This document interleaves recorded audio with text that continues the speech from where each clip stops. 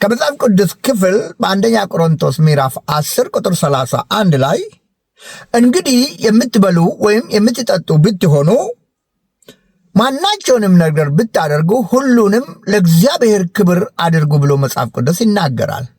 ወንድሞቼና እህቶቼ የምናስበው ሐሳብ፣ የምናደርገው ድርጊት፣ የምንፈጽማቸው ማንኛውንም ነገር ለእግዚአብሔር ክብር እንድናደርግ መጽሐፍ ቅዱስ ያዘናል።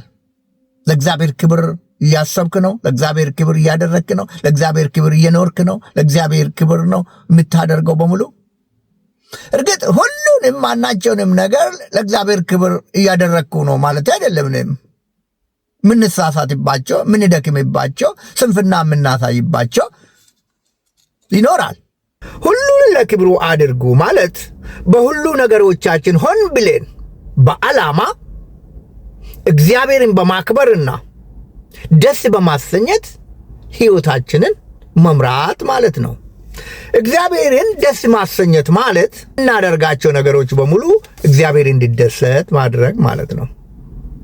ይህ የሚገለጠው ደግሞ በድርጊት፣ በሐሳብ እንደዚሁም ደግሞ በቃል ብለናል። የክርስትና ሕይወት እግዚአብሔርን የማስቀደም ሕይወት ነው። አንተ ወይም አንቺ ማንን አስቀድሜሻል? መጀመሪያ ማን ነው በሕይወቲ? ማን ይቀድማል? ራስን ነው? እግዚአብሔርን ነው?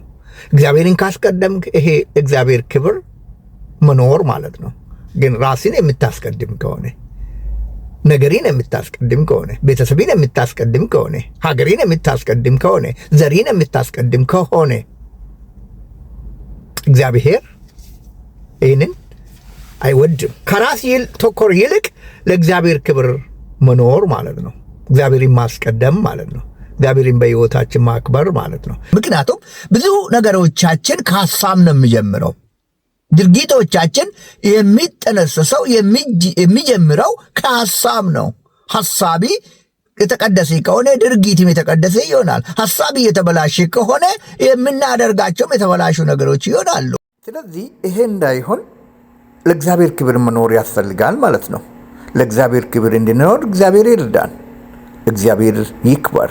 እግዚአብሔር በሕይወታችን ይታይ። ጌታ ይባረክ። አሜን።